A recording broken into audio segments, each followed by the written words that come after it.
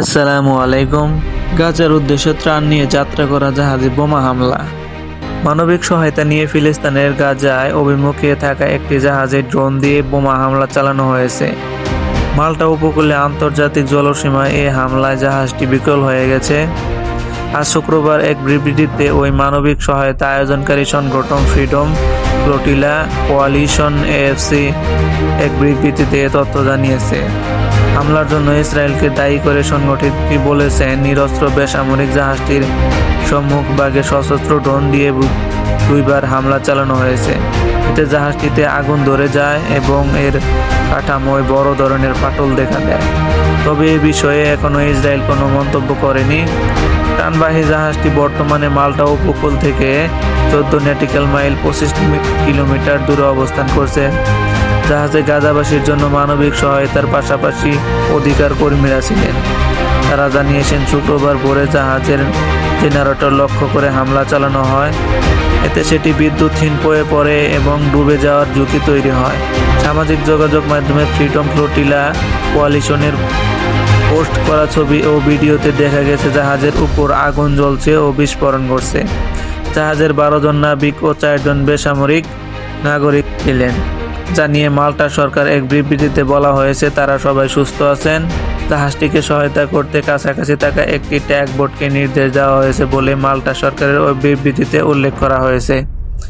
অন্যদিকে freedom flotilla coalition জানিয়েছেন, 21টি দেশের অধিকার কর্মীরা জাহাজটিতে ছিলেন। ইসরায়েলের বেআইনি গাজা অবরোধ করে সেখানে হত্যাযজ্ঞ চালানোর প্রতিবাদ এবং গাজাবাসীর জীবন রক্ষার জন্য অত্যন্ত প্রয়োজনীয় সহায়তা পৌঁছে দেওয়ার লক্ষ্য নিয়ে তারা যাত্রা করেছিলেন। ফ্রিডম ফ্লোটিলা কোয়ালিশনের বিবৃতিতে বলা হয়েছে, গাজায় চলমান অবরোধ এবং আন্তর্জাতিক জলসীমায় আমাদের বেসামরিক জাহাজে বোমা হামলা সহ আন্তর্জাতিক আইন লঙ্ঘনের জবাব চাইতে ইসরায়েলি রাষ্ট্রদূতকে অবশ্যই তলব করতে হবে। যুদ্ধবিরতি লঙ্ঘন করে গত মার্চের মাঝামাঝ থেকে গাজায় আবার সামরিক অভিযান শুরু করে ইসরায়েল।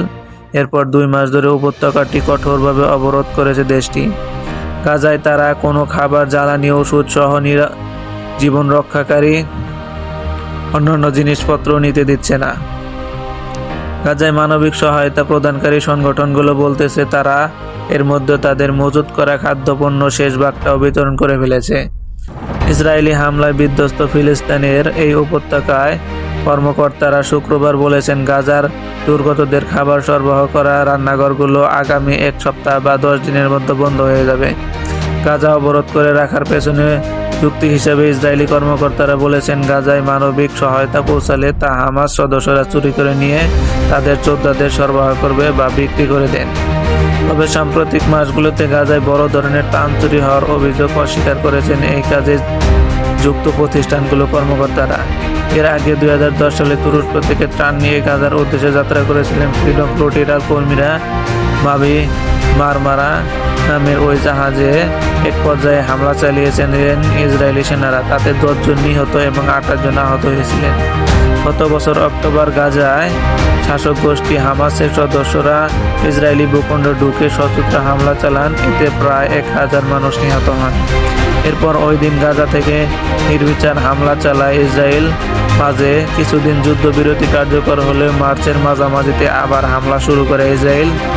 তাদের এই দফায় হামলা অত্যন্ত 2326 জন নিহত হয়েছে, যাতে গাজায় মোট নিহতের সংখ্যা বেড়ে 52,418 জন পৌঁছেছে।